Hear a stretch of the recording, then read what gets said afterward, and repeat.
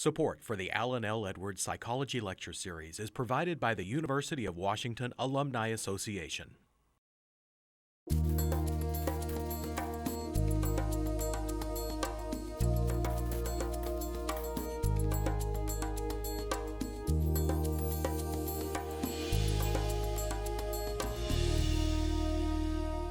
Now, it's quite an honor for me to introduce our next speaker, Professor John O. Doherty. He comes to us tonight from the California Institute of Technology in Southern California. Dr. O. Doherty received his Ph.D. in experimental psychology from the University of Oxford in 2001, and before that, he received his bachelor's degree in psychology and mathematics from Trinity College Dublin at the University of Dublin in Ireland. Now, Dr. O. Doherty has quite an illustrious career in the general field of the neuroscience of decision-making. He has explored many of the brain areas in fascinating processes such as empathy, fairness, pain relief, and uncertainty as they relate to the decisions that one makes. His work is published in the very best journals such as Science, Nature, Nature Neuroscience, Neuron, and the Proceedings of the National Academy of Sciences. His expertise is highly sought after, as evidenced by the numerous editorial roles that he serves on some of the most prestigious journals and also the prestigious granting agencies. As he is also often invited for speaking engagements around the world, including this one. Dr. Doherty's impactful research has been recognized by his appointment as a faculty member of the Parmenides, I hope I'm saying that right, Foundation in Germany, and his election as a fellow in the Association for Psychological Science. Dr. Doherty has also been the Thomas N. Mitchell Professor of Cognitive Neuroscience. So please welcome here Dr. John O. Doherty.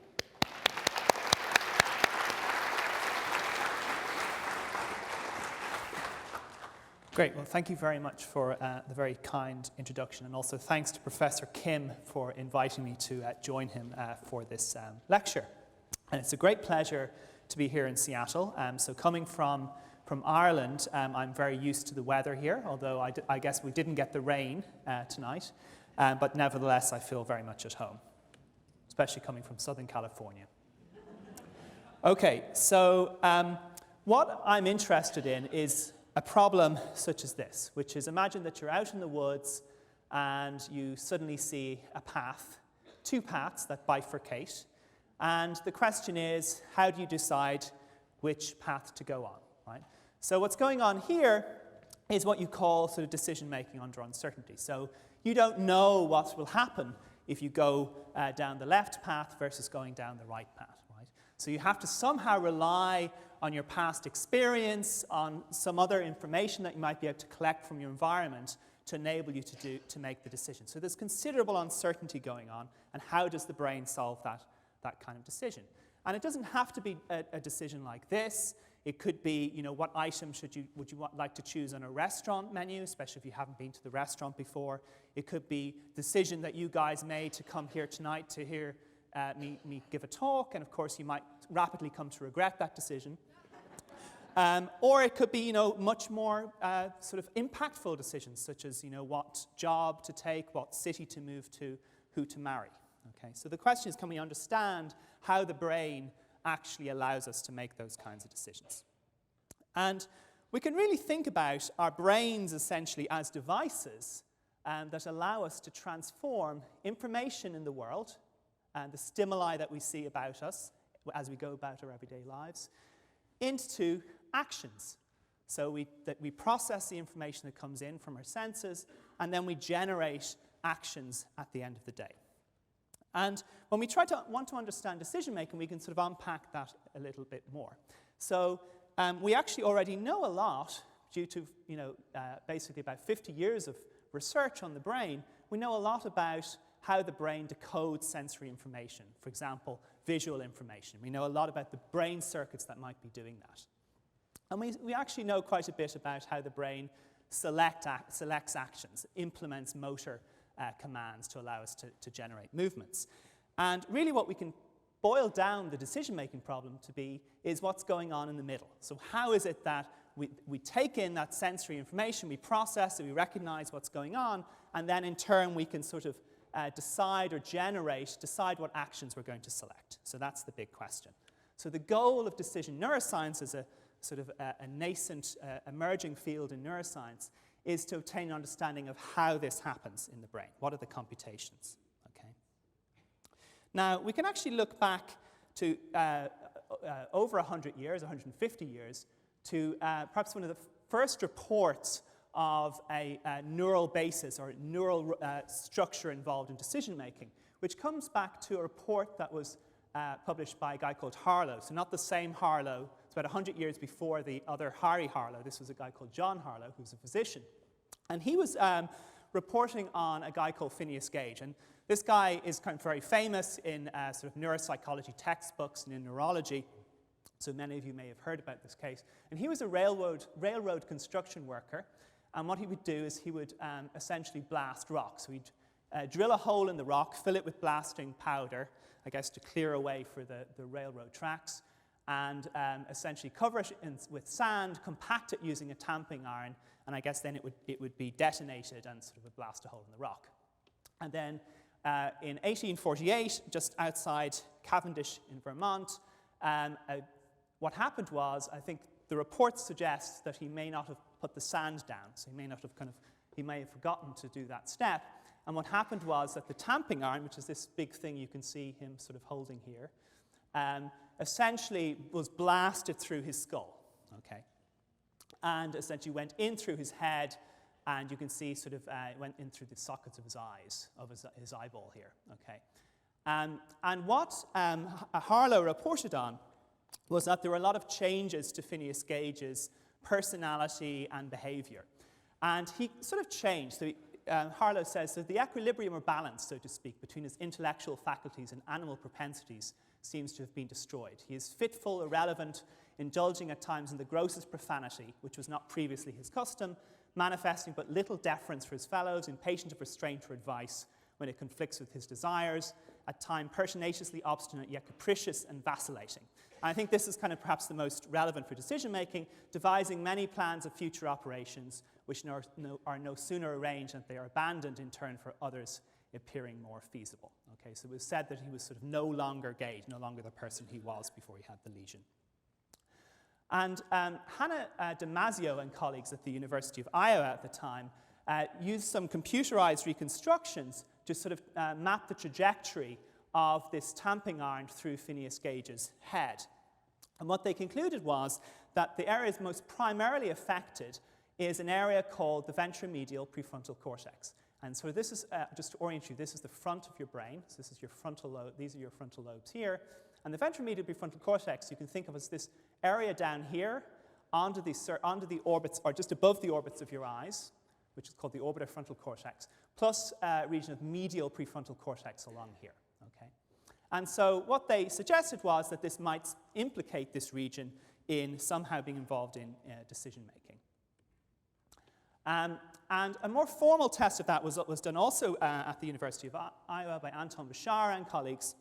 And what they did is that they actually took patients who had lesions, who had damage to this part of the brain, and typically the damage would be caused by, for example, a tumor in this area of the brain, in which a surgeon would then come in and excise the tumor, and the patient would be left with essentially a hole in that part of the brain. And what they did was, and they developed a task, it's basically a simple sort of card gambling task. And all the patient has to do is learn to select one card from one of the 4 decks, okay? And essentially the rules are that some of the decks, 2 of the decks, are what they called advantageous, which is that if you selected that deck, you would actually win more money than you lost over time. Whereas 2 of the other decks happened to be disadvantageous, which is that if you selected those, you'd actually lose more money overall than you won, okay? And it's just play money, so it's just a game.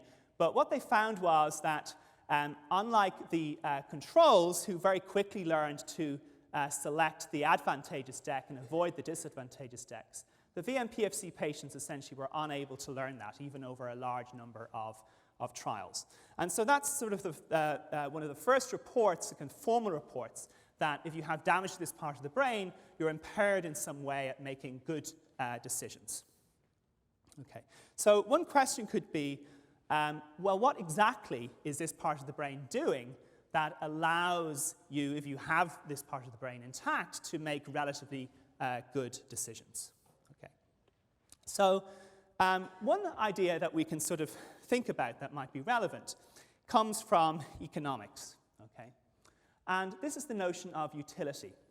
And what you can do is you can think of utility as this abstract or hidden variable which essentially describes the preferences that you have over items. And another way to think about utility was first put forward by Jeremy Bentham back in the 18th century. And he was a moral philosopher who suggested that utility is that property in any object whereby it tends to produce benefit, advantage, pleasure, good, or happiness, or to prevent the happening of mischief, pain, evil, or unhappiness. Okay? So it's basically this property that tells you how good something is, okay, for you. And a central idea in economics, which Alan Greenspan, as Professor Kim told us, subscribed to, is that a rational agent will take choices that seeks to maximize his or her expected utility. So what we want to do, if we're being rational, is we want to take actions that produce benefit for us and avoid taking actions that sort of impact us negatively. Okay? But of course, utility also has a subjective property. I may assign a higher utility to apples than oranges, and someone else may have the opposite utility. And of course, in economics, utility is it's just an abstract thing. It's just an as-if construct. No economist knows whether or not utility exists or not. All they care about is that a person behaves as if there is a utility. But we can also ask the question about whether there actually is such a thing as utility, and does it exist in the brain? So let's just think a bit more about what we might mean by utility.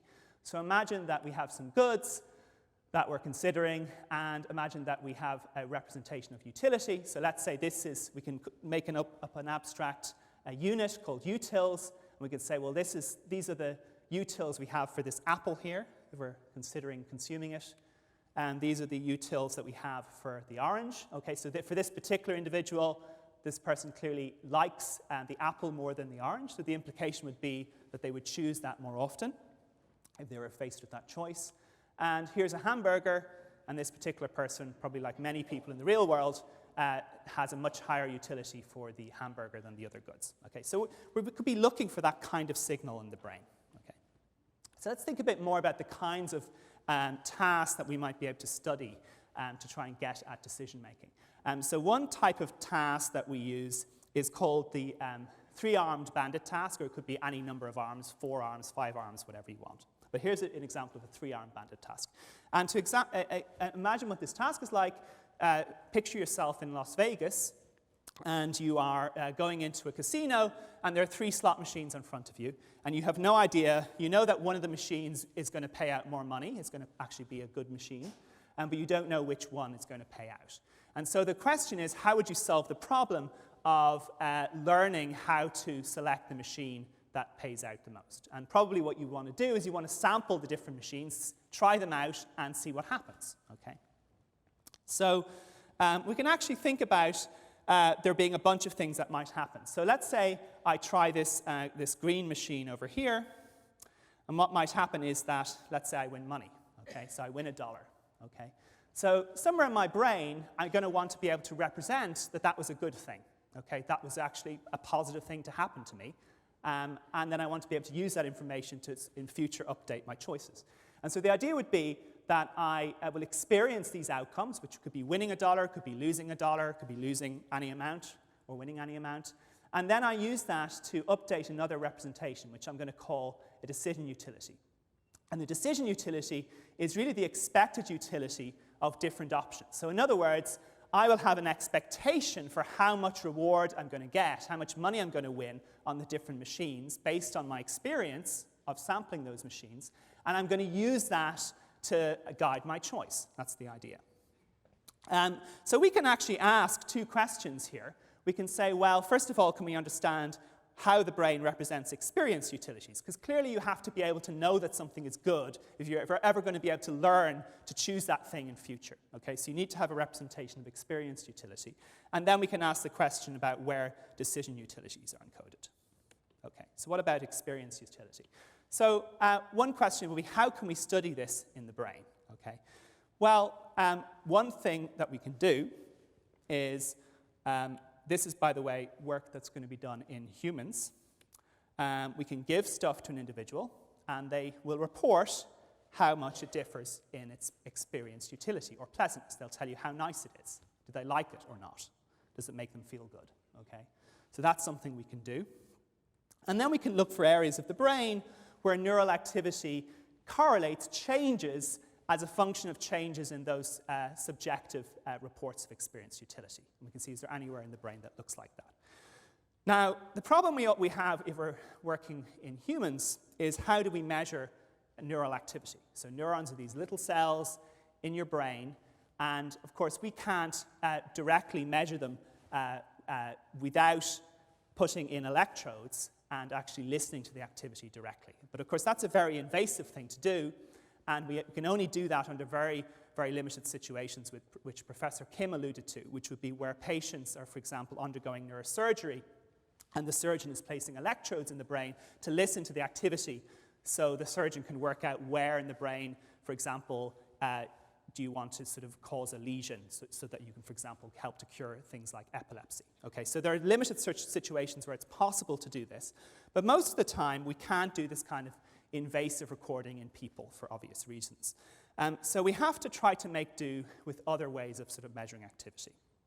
And one way we can do that is to make use of the fact that, so this is a neuron here, a drawing of a neuron. And what neurons do is they fire, okay? So they generate electrical activity. And that firing basically helps the neurons to communicate with other neurons via this thing here called a synapse, which is this gap between neurons. And essentially what happens is the neuron releases chemicals, which we call neurotransmitter, which binds to the postsynaptic neuron and then allows that neuron then in turn to generate an action potential. Okay. Now, that's sort of how neurons talk to each other, but that also takes a lot of energy. Okay, so it's a very intensive process. It's like powering your refrigerator at home. And so it uses glucose, which we can use to turn into energy, and oxygen, okay, which are both sort of essential precursors for sort of generating energy.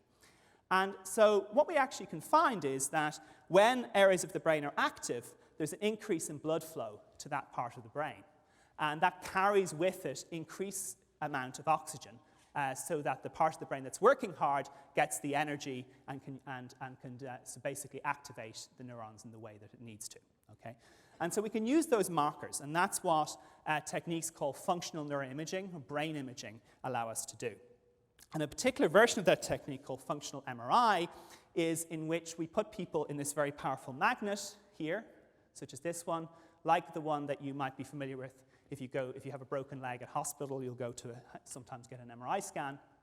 And what we do is put the person in the scanner, and we can measure changes in the magnetic field locally within certain parts of the brain that are more active. And that happens because oxyhemoglobin, which carries the oxygen to the neural tissue, and deoxyhemoglobin, which is basically once the oxygen has been taken away from the hemoglobin, have different magnetic properties, okay, which we can detect in this powerful magnet. And so what happens in neural activity is that there's initially a big use up of the oxygen as the neurons sort of need it, and then there's a big compensatory mechanism where there's an increase in blood flow and more oxygen comes to the area to sort of compensate for the initial use. And what we're actually picking up mostly in fMRI studies, functional MRI studies, is this big increase in oxygen that happens, this compensation that happens afterwards. Okay, so that's the technique we're going to use, and we're going to measure activity in the brain as things happen. So let's get back to experience utility. So how can we measure experience utility? So here's one example.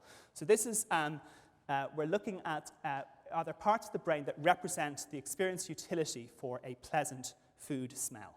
Okay, so here's a brain scanner, and there's a person in it. And they're hungry, so they've come to the lab, and we've asked them not to eat for a certain number of hours. And what we do is we pump in smells, okay, while they're lying in the scanner. So it's the smell of banana here, and it's the smell of vanilla, okay? And then what we do is we measure the activity while they're experiencing these odors, and these are pleasant odors for most people. What we then do is we take them out, and we feed them until they're satiated with bananas, okay? As many bananas as you can eat until you don't want any more. Okay? So what happens then is that the pleasantness of the banana will go down, right? So you'll actually no longer want the banana. But interestingly, the pleasantness of the other odor, the vanilla, won't go down or will decrease much less. And this is a technique called or an effect called sensory-specific satiety. And I like to think about it as the sort of the restaurant phenomenon. So imagine you go to a very fancy restaurant, such as an Italian all-you-can-eat place, okay? And you have a big plate of pasta, okay? And then the waiter comes around and said, would you like more pasta? Well, you'll say, well, actually, no, I really don't want any more pasta. I'm completely full, okay? But if the waiter comes around with the dessert tray, you'll say, well, actually, I could definitely have a tiramisu, right? So what's happening is that there's this very selective satiation that's going on for the food you've eaten, but other things are still felt to be sort of have value, to have utility, and so you might want to continue to consume them. So you put the person back in the scanner, and then we measure activity to the two odors again. And so what we're hoping to see is a part of the brain where activity selectively decreases to the banana odor, reflecting a change in that experience utility, but we see no decrease to the vanilla odor. And the area of the brain where we found this was the orbitofrontal cortex, which we can think of as being part of the ventromedial prefrontal cortex. And these are different participants, and you can see it's in slightly different locations in different people.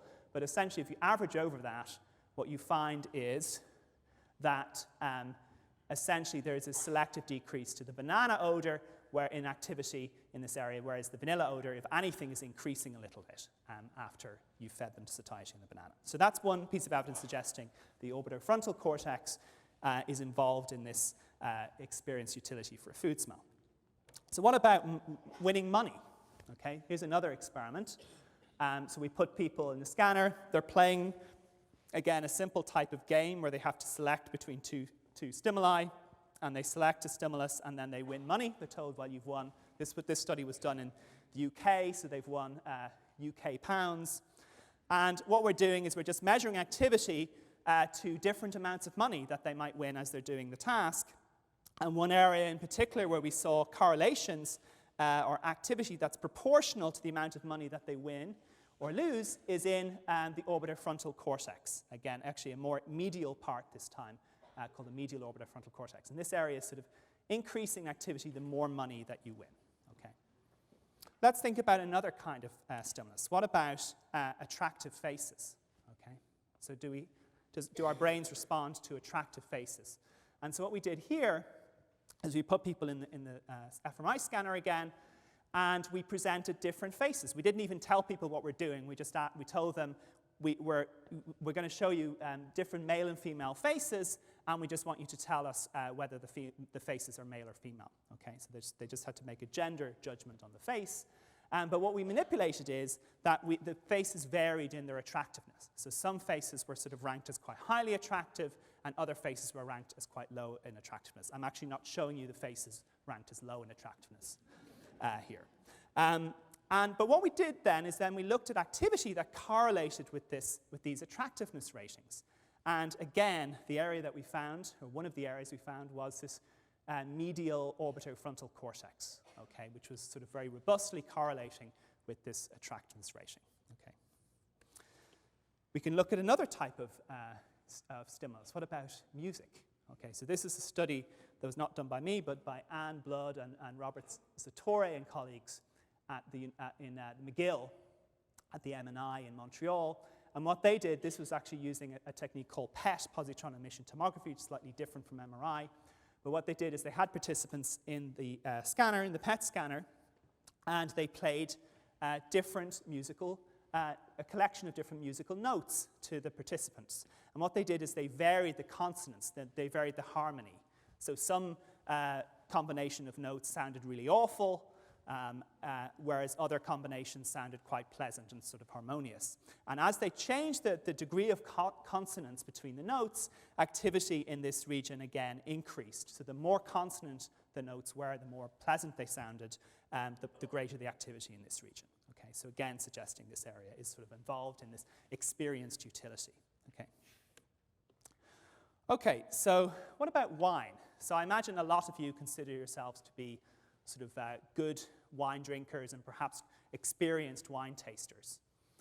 So imagine I gave you a $5 bottle of wine, and I gave you a $90 bottle of wine. I just poured the two into glasses. How many people think you'd be able to tell the difference? Probably quite a few of you. Okay. If I actually told you what the price was, okay, then you think probably, yes, you'd be able to tell the difference. Okay. Now, some of you might think, well, it doesn't matter what the price is. I'm actually very good at telling what wine is. I'm not going to be affected by price labels. But that's something what we were interested in doing. We're interested in testing whether or not if you change some sort of contextual information about a stimulus that you're sort of sampling, would that change your subjective experienced utility? And this is an experiment that we did with a colleague, Hilke Plasman, at Caltech. And what we did is essentially we had people in the scanner, and we squirted in wine. And in particular, there were two different wines. So one was actually objectively priced at $90. That's how much it actually cost. But what we do is we tell the subject sometimes that the same wine only costs $10. Okay? So sometimes we tell them it was $90, sometimes we tell them it was $10. And what we're just reporting is how pleasant they find the wine. And you can see they find the wine much more pleasant when they think it's the $90 compared to the $10. And it works the same way. You can have like a $5, really bad $5 wine. It's sort of nearly $2 chuck. And you basically tell the person it's $45 and the pleasantness ratings go up. Okay? And so it seems that, contextual information like price can also modulate your sort of experience utility.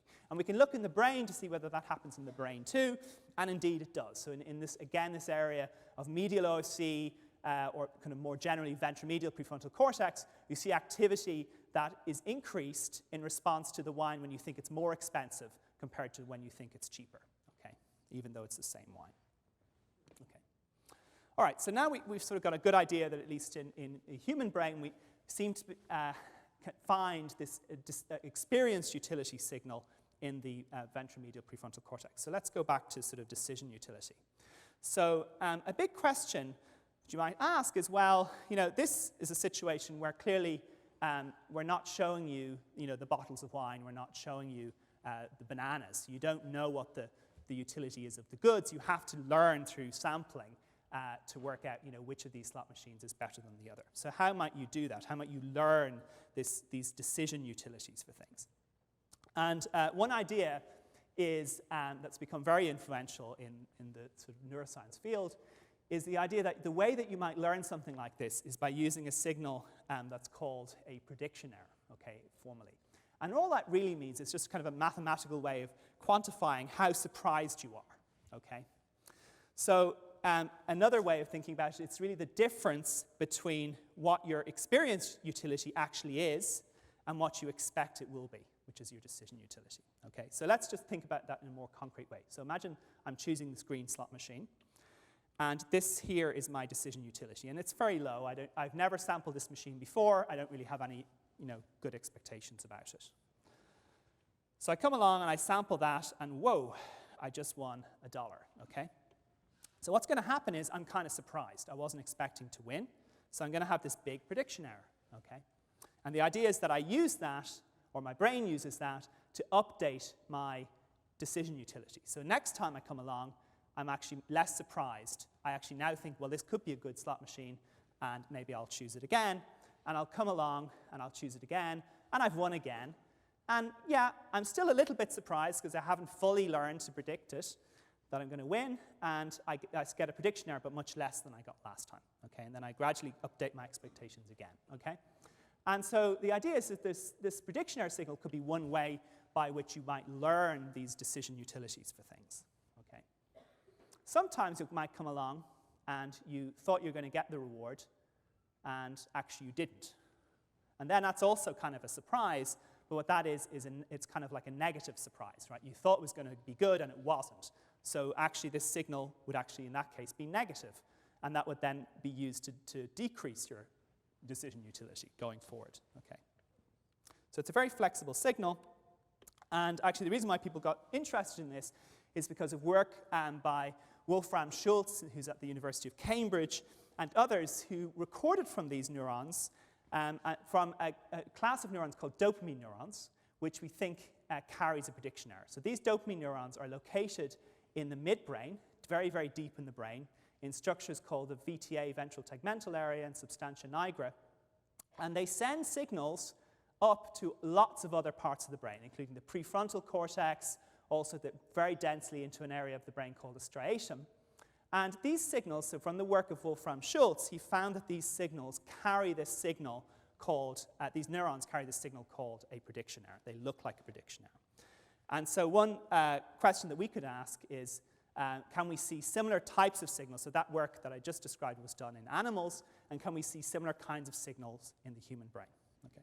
So I'm just going to illustrate one of the types of tasks that we can do, and you've already seen this example before. So this is sort of the bandit task, and you've basically got 4 different bandits, and you can basically just, on any given trial, select one of these, and then you win a certain amount of points. Okay? And what we do as experimenters is we change the average amount of points that you might get on the different bandits. So these colors just represent the different bandits that you might select, and this is just time, the number of trials in the experiment, and over time, the points that you get on the different slot machines will change. Okay? And what we can do is we can fit an algorithm, a bit like a computer program, to the subject's behavior, to the subject's choice behavior, that allows us to understand what kind of predictions they're making at each point in time, given the outcomes that they've experienced. And we can use these prediction error signals basically to update their expectations over time. And we can correlate that against the brain data. And we can look at both the expectations, the decision utilities, and we can also look at prediction errors. And let's first look at prediction errors. So one region of the brain that I mentioned to you that receives this input from dopamine neurons is an area called the striatum, which is kind of in the center of your head.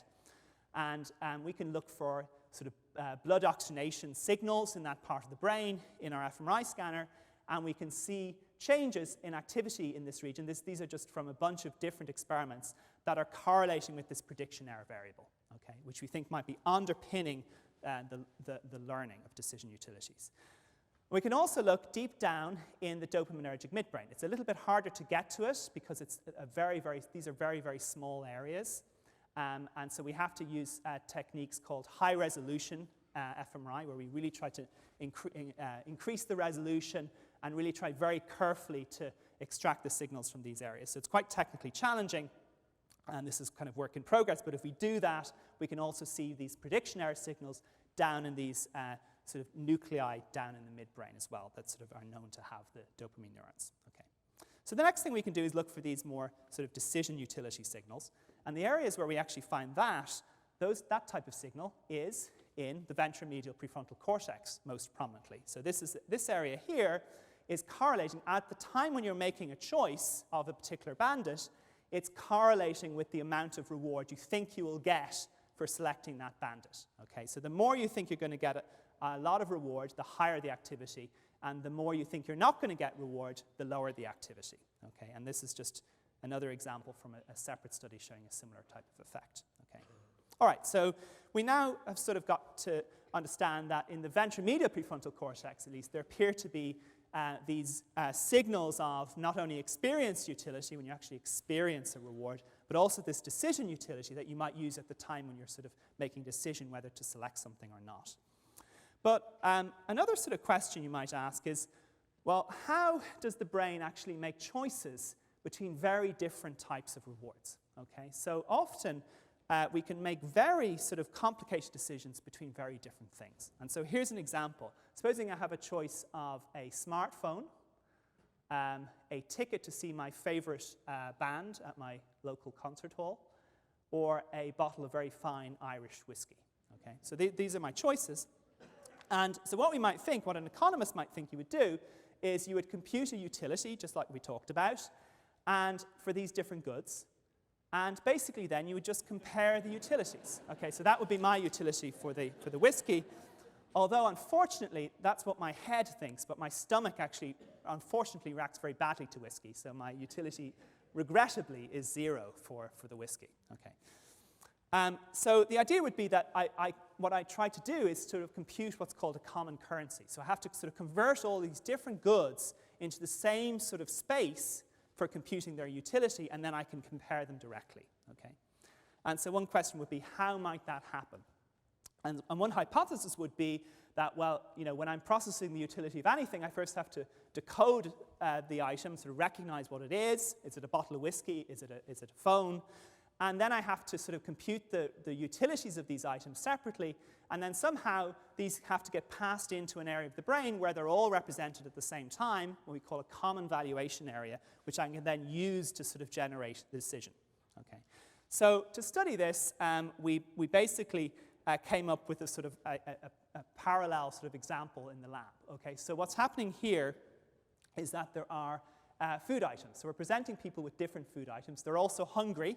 Just like before, they're food deprived, so they're actually motivated to get the items. And so they can sort of see these different kinds of items like Chips Ahoy or Lay's potato chips and so on. And also they can see consumer items, okay, which you can't eat, such as a T-shirt or a Star Wars DVD. And also they can have monetary gambles. Okay, so what we do is we set it up that we give people an endowment. So we say, you've got $4, and you can use it to purchase items that you like. So in a given trial, they might see, for example, this beautiful Caltech hat, and they can decide how much would they like to spend to buy that hat. Okay? And that gives us a measure of how much they value that particular item. And we actually do that outside the scanner, then we put them in the scanner, and then they get to see the items, and they can either choose that item or sort of an average amount of money which reflects the average amount of value that they assign to all the items. Okay? And so what this allows us to do is have this measure of their decision utility, which is expressed by how much they value the item, and then we can see to what extent parts of the brain correlate with that. And we can do that for each of these three different categories of goods. Okay? So the other thing I've neglected to mention is that after the scan is over, we pick one trial at random, and then basically they get that good, okay, based on a thing called an auction, an economic auction. So that's kind of a slightly tricky thing where we try to make sure that their value for the item reflects the true value that they give to the item. But essentially, depending on the outcome of that auction, they can basically get the goods, okay? So they actually are playing for real. And then we can look for areas of the brain that correlate with the value that they assign to these different goods. And we can look for that separately for the money, for the consumer goods, and for the snacks. And basically, you can see here that once again, our old friend, the ventromedial prefrontal cortex, is being implicated. And what we can then do is we can say, well, is there any part of the brain that is commonly active by all these different types of goods? And the answer is yes, there is. So again, there's this very circumscribed region of ventromedial prefrontal cortex that's correlating with the decision utility of different classes of goods, okay, suggesting that the brain is implementing a common currency.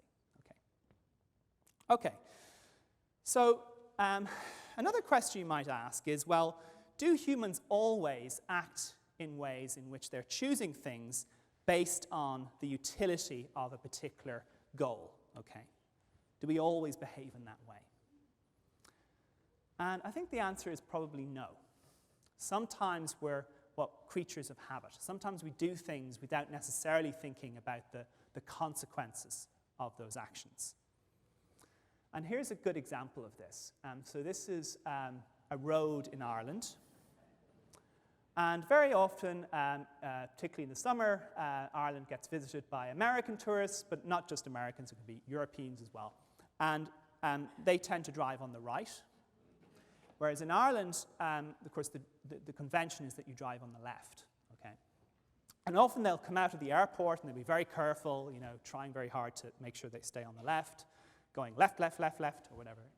And then they go into a restaurant, they have a nice meal, and then they come out, they're all relaxed, and then they drive on the right and smack sometimes. So actually, it was reported that up to 10% of accidents that happen in Ireland, road accidents, involve tourists in some capacity. And we don't know whether that could be because they were driving on the wrong side of the road. But what's happening there is that there's an intrusion of a habit. So the habit is you've learned to drive on the right. And even if you're in a sort of a left-driving country, sometimes those habits are very hard to overcome, even if the consequences can be very unfortunate if you drive on the wrong side of the road. Okay. So one question would be, how can we test for habits in humans or indeed other animals? And this is an example. So imagine that I have a refrigerator in my kitchen, which indeed I do. And every day I go into my kitchen and I select a cupcake. Okay, so I like cupcakes. Every day I go in and I get cupcakes. Okay, so I'm sort of learning to associate my refrigerator with the action of opening the fridge door and retrieving the cupcake. Okay. Now one day I sort of go crazy. I'm out at a cafe and I consume a lot of cupcakes. Okay, so you've already heard about this selective satiation. So what's going to happen is I'm going to get satiated on these cupcakes, right? I'm not going to want them anymore. So the question is, what happens next time when I'm passing my kitchen and I happen to go in? What do I do? Do I open my refrigerator door or not? Okay. And so the definition of a habit is that if my behavior was under habitual control, I might actually do that because I'm sort of performing the action in a very compulsive way without thinking about the consequences. Okay. And so work that was done in rats by Bernard Belain and Tony Dickinson suggests that you can see habits in rats emerging under particular circumstances. So what they did is a little bit like the refrigerator example. They trained the rats to perform particular actions, and those actions led to different food rewards, which different kinds of foods for rats. And what they found is that if the rats only got moderate training on performing the actions, and then what they did is they then changed the value of one of the food outcomes, the animal would decrease the responding for the food here, which is devalued relative to the food that's not devalued. But after extensive training, actually they stop. They stop caring. They'll just continue responding on the now devalued, the action associated with the now devalued food, even though they don't want it anymore. Okay? So that's sort of a definition of a habit. And so one question we can ask is, do people show habits? And so we developed a version of this paradigm and used it in the fMRI scanner. And what's going on is that people see these kind of fractals, which just tell you that you're kind of in different contexts. And they have to respond on they have buttons that they can press, like buttons on a keyboard. And they just press these buttons. And basically they receive M&Ms in one condition. They see a picture of an M&M, which they can consume outside the scanner. We don't want them consuming it in because it's kind of messy and they move a lot and that messes up our signals. Or they can, in another condition, they see pictures of fritos, okay, and they get to consume those fritos if they collect them. So they basically just have to respond like as if on a lever, like a rat might on a lever, and they get these sort of outcomes. And then we have a sort of another condition where they're basically doing nothing, and we just measure their brain activity while they're doing this. And we have one group that gets undertrained, so they only get a day of training, they get a small amount of exposure on the task. And there's another group that is overtrained, they get 3 days of training, and they get, 32 minutes each day. And what we then do is we devalue one of the foods, either the Fritos or the M&Ms, by feeding them until they're stuffed again. And then we put them back in the scanner and we test whether they respond or not. And what we found is that just like the rats, the one-day group, the group that got only the modest training, essentially showed a decrease in the responses for the action that's now associated with the devalued outcome. Okay, so if they were fed on the M&Ms, they'd respond much less on the action that gives them the M&Ms. Whereas after 3 days, what happens is that people now no longer care. So they'll just respond on both actions equally often. So it sort of shows that they might be habitized. And we can then look in the brain. Where in the brain do we see habits? And there's one region in particular where we saw activity that looks like it might be sort of representing a habit, and that's in a region of the brain called the posterior putamen. So putamen is again in your striatum, so it's this area I showed previously that correlates with prediction errors, and this is a very posterior to the rear of your head part of the putamen. And it's also an area that in rats, people have done lesions there, and if you do lesions, you can abolish habit learning in rats. Okay? And we find that this is just showing you activity in this region, that activity increases over time as a function of training. And in the 3-day group, it's most active at the end of the 3 days, which is when we found that people showed evidence of being habitized. Okay? Okay, so now we've shown that, well, there seems to be this goal-directed system which uses this utility to drive choices. And then there might also be this habit system that maybe doesn't work in the same way. It doesn't take into account the value that you might hold for a particular outcome at a particular moment in time. Okay. So a big question that you might ask is, well, how do you decide which system to use? And to illustrate this example, I'm going to give you an illustration with respect to soccer. So I'm not going to pick an American sport because I'm Irish. I'm going to pick soccer. What's happening here is, imagine that you are the coach of a soccer team, and every now and then, if there's some infraction committed, what happens is a penalty is awarded, and the opposing team gets to have a player positioned here who can basically kick the ball, and if they can get it in the net past the goalkeeper, they get a goal. Okay. And so the problem that you're faced with is that there are two players that you could select for this penalty kick. It could be player A, and this guy's missed 9 out of the last 10 penalties taken, okay? Or it could be player B, and this guy has missed only 1 out of the last 10 penalties taken. So it's a pretty easy decision, right? You're going to take the person that has the most reliable penalty-taking skills, which is clearly player B. It might be that this player A's had a bad run, and then maybe next season he'll be better. So it might not always be player B, but basically what you're doing is you're taking into account the reliability. And so one prediction could be that maybe the way the brain might do this is also by taking into account the relative reliability of the predictions of the two systems. Okay. And so what we did was we basically developed a computational model, an algorithm, that tries to learn about the reliability of the different predictions that come from the two systems, okay? And we can basically use that signal as that changes over time. So the reliability of the two systems might change over time as the subjects have different experiences and the two systems get different experiences of the world. And we can take those reliabilities and see, is there anywhere in the brain that's just correlating with the prediction of how reliable the two systems are.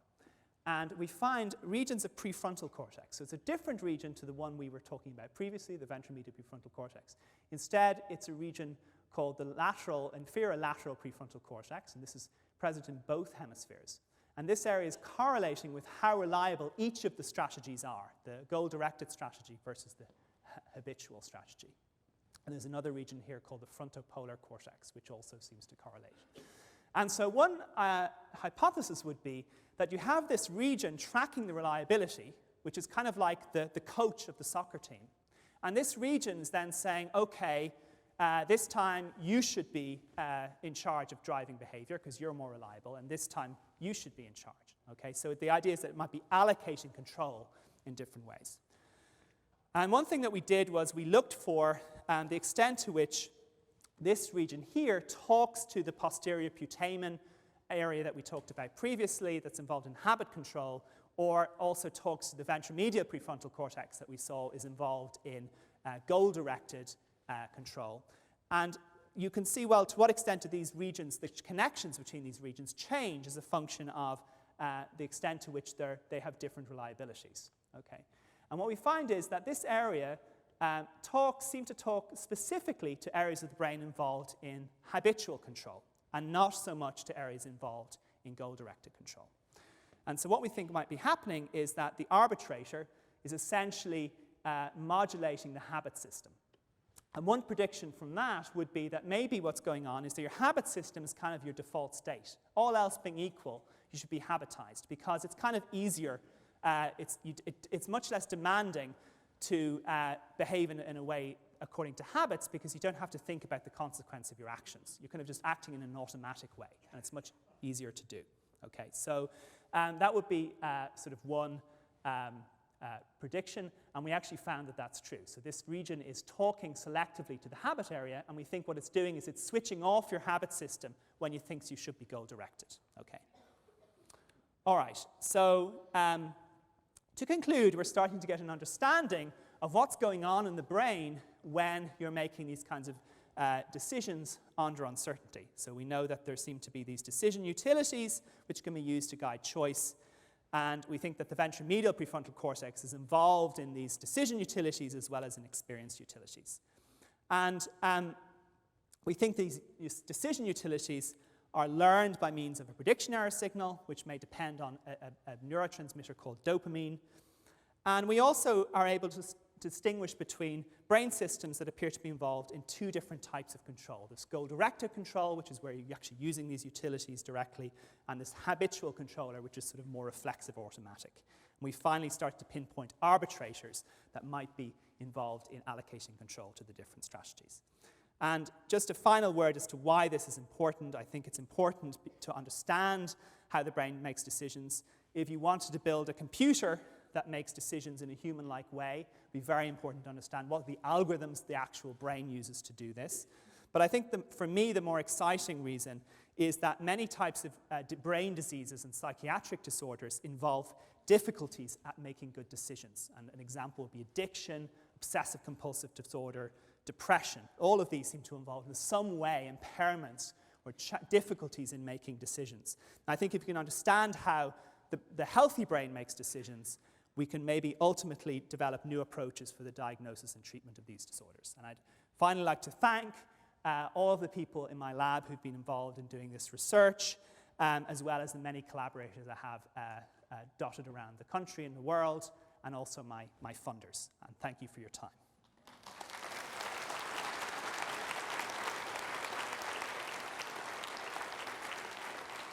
Thank you. That's very exciting. We have time to take a few questions if people want to move to the mics. And as usual, I have one question here to start us off.